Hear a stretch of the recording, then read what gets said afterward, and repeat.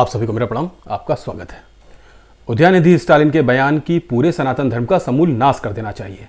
सनातन धर्म का कोरोना की भांति मुकाबला नहीं अपितु उसके पूरी तरह समाप्त कर देना चाहिए आदि आदि।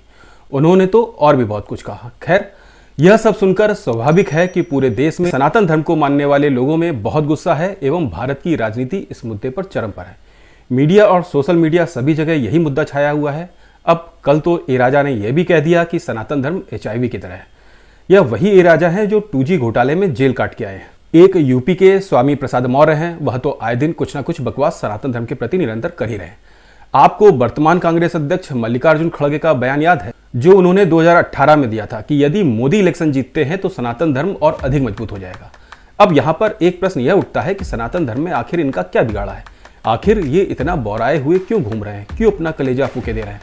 एक सूजे वाला है, वह कहते हैं कि मोदी को जो वोट देगा वह राक्षस है, लेकिन मुझे तो उनके राष्ट्रीय अध्यक्ष को ही देखकर त्रेता के वनों की याद आ जाती है।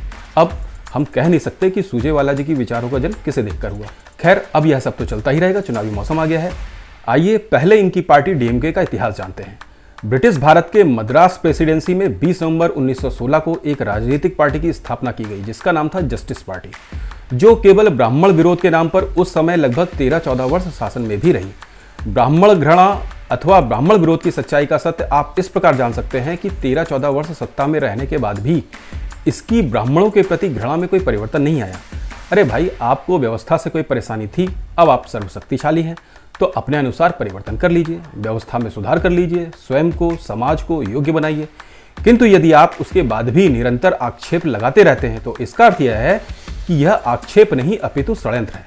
बच्चा रो रहा है, जमीन पर लौट रहा है तो इसका अर्थ है संभवतः उसको कोई परेशानी है, हो सकता है भूखा भी हो, तो उसे दूध पिलाया जाता है, उसकी समस्या दूर की जाती है तो वह चुप भी हो जाता है। किंतु यदि गर्दन तक खिलाने के बाद भी बच्चा निरंतर मुंह फाड़ के रो रहा है, जमीन पर लगातार लौटना नहीं छोड़ रहा है, तो इसका स्पष्ट अर्थ यह है कि उसे दूध की नहीं किसी और चीज की आवश्यकता है। वास्तव में उसे अब लठ चाहिए। और यही सत्य भी था। यह इतनी विवादास्पद पार्टी थी कि एक ऐसे राष्ट्रीय कोलाहल के समय में जब देश का हर व्यक्ति किसी न किसी रूप में भारतीय स्वतंत्रता आंदोलन में सक्रिय था, ऐसे समय में यह पार्टी भारतीय स्वतंत्रता आंदोलन के विरोध में खड़ी थी। यह उस समय भी हिंदी भाषा के विरोध में आंदोलन कर रही थी। यह अकेली ऐसी पार्टी थी जो यह चाहती थी कि अंग्रेजों को भारत छोड़कर नहीं जाना चाहिए और यहीं रहकर शासन करना चाहिए। आप एकदम ठीक समझे, यह पार्टी अंग्रेजों के एजेंट के रूप में काम कर रही थी। अंग्रेजों ने इसे एक टूल के रूप में इस्तेमाल किया और भारत में द्रविड़ीयन विचारधारा के रूप में एक जहर, एक नए विभाजन का प्लेटफॉर्म तैयार कर दिया। उसके बाद सन 1944 में आता है इरोड वेंकट रामास्वामी उर्फ थनथई पेरियार, जिसे आज हम लोग पेरियार के नाम से जानते हैं। इसने जस्टिस पार्टी को नया नाम दिया द्रविड़ कड़गम और यही पार्टी आगे चलकर बनी आज की द्रविड़ मुनेत्र कड़गम अर्थात DMK अथवा द्रमुक। यह DMK आज भी इस पेरियार की राष्ट्रद्रोही देशद्रोही विचारधारा पर ही चलती है। जिस प्रकार अंग्रेज जाते जाते भी भारत के टुकड़े करके गए, एक टुकड़ा वह द्रविड़ियन देश के रूप में भी करना चाहते थे और इस पेरियार ने उस समय एक अलग द्रविड़ देश की मांग की, किंतु लोगों के पर्याप्त समर्थन न मिल पाने की वजह से वह मांग केवल तमिलनाडु तक ही सीमित रह गई और बाद में वह भी पूरी नहीं हो सकी। यह पेरियार तमिलनाडु के साथ आंध्र प्रदेश, कर्नाटका, उड़ीसा और केरला के भागों को मिलाकर एक नया द्रविड़ नाडु देश बनाना चाहता था, जिसमें इसे सबसे बड़ा समर्थन मोहम्मद अली जिन्ना ने दिया था। और सबसे बड़ी मजेदार बात देखिए, इसको अलग देश भी बनाना था और उसको ब्रिटिश हुकूमत से जोड़े भी रखना था। वह भारत से अलग होना चाहता था किंतु ब्रिटिश हुकूमत से अलग नहीं होना चाहता था। अब आप भी समझ सकते हैं कि यह कुल मिलाकर एक ब्रिटिश कठपुतली और गद्दार से ज्यादा कुछ भी नहीं था। अंग्रेज जानते थे कि उनके जाने के बाद भारत अपने पुराने शक्तिशाली रूप में फिर से खड़ा हो जाएगा, तो उसको रोकने के लिए ही उन्होंने भारत के टुकड़े टुकड़े करने के लिए गद्दारों को तैयार किया।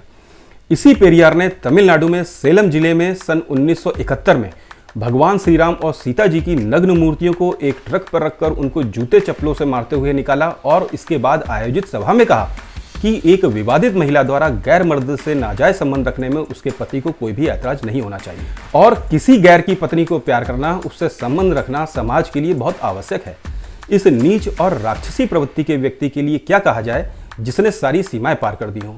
इस पेरियार ने लगभग 70-72 साल की उम्र में अपनी 30 साल की दत्तक पुत्री के साथ सन 1948 में विवाह कर लिया। इसकी नीचता की पराकाष्ठा समझिए कि इस आदमी के लिए हमारे चाचा नेहरू ने यहां तक कह दिया कि यह मानसिक विकृत और अपराधी प्रकृति का व्यक्ति है। इसको पागल खाने में डालो और इसके दिमाग का इलाज कराया जाना चाहिए। खैर, बहुत शॉर्ट में यह थी डीएमके पार्टी के तथाकथित महान समाज सुधारक पेरियार की जीवनी। अब आप भारत का एक नक्शा देखिए। इसमें यह जो गहरा रंग है, यह भारत में ईसाइयों की चर्च की उपस्थिति को दिखा रहा है।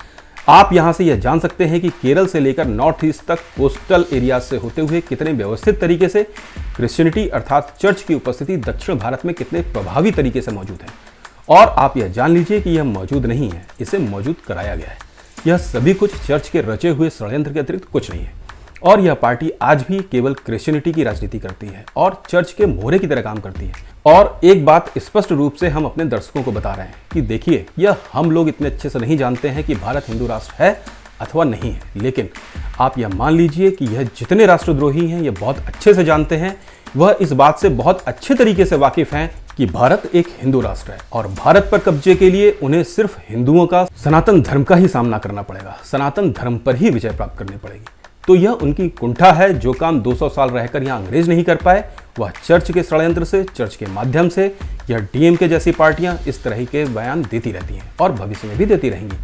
वास्तव में यह पानी का टेम्परेचर चेक करती हैं, वह जनमानस के हृदय को टटोलती हैं। आज उनकी जनसंख्या कम है, इसलिए वह समय समय पर यह प्रयोग करती रहती हैं, लेकिन जिस दिन उनकी जनसंख्या आवश्यक स्तर पर पहुंच जाएगी अथवा परिस्थितियां उनके अनुकूल बन जाएंगी, उस दिन यह टेम्परेचर चेक करना बंद हो जाएगा और योजना को कार्यान्वित करने की प्रक्रिया आरंभ हो जाएगी। पिछले 2000 सालों में क्रिश्चियनिटी का इतिहास हमारे सामने साक्षात प्रमाण के रूप में उपस्थित है और यदि आप जानना चाहते हैं तो हमारे पुराने वीडियोस में जाकर उनको देखें, आपको सब पता चलेगा। पहली सीरीज हमारी क्रिश्चियनिटी के ऊपर ही थी। उन वीडियोस की क्वालिटी थोड़ी सी खराब है, थोड़ी सी नहीं, थोड़ा ज़्यादा सी खराब है, क्योंकि वह विशेष परिस्थितियों में बनाई गई थी।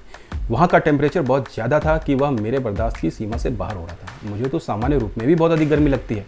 उन परिस्थितियों में तो बोला ही नहीं जा रहा था और ऐसी परिस्थितियों में वीडियो शूट करना बहुत कठिन काम हो रहा था। फिर भी मैंने उसमें जो कहा है वह महत्वपूर्ण है, तो इसलिए आप क्रिश्चियनिटी की सीरीज को अवश्य देखें। और उदयनिधि के लिए तो मेरा सिर्फ इतना ही मैसेज है कि आरंभ करो उदयनिधि।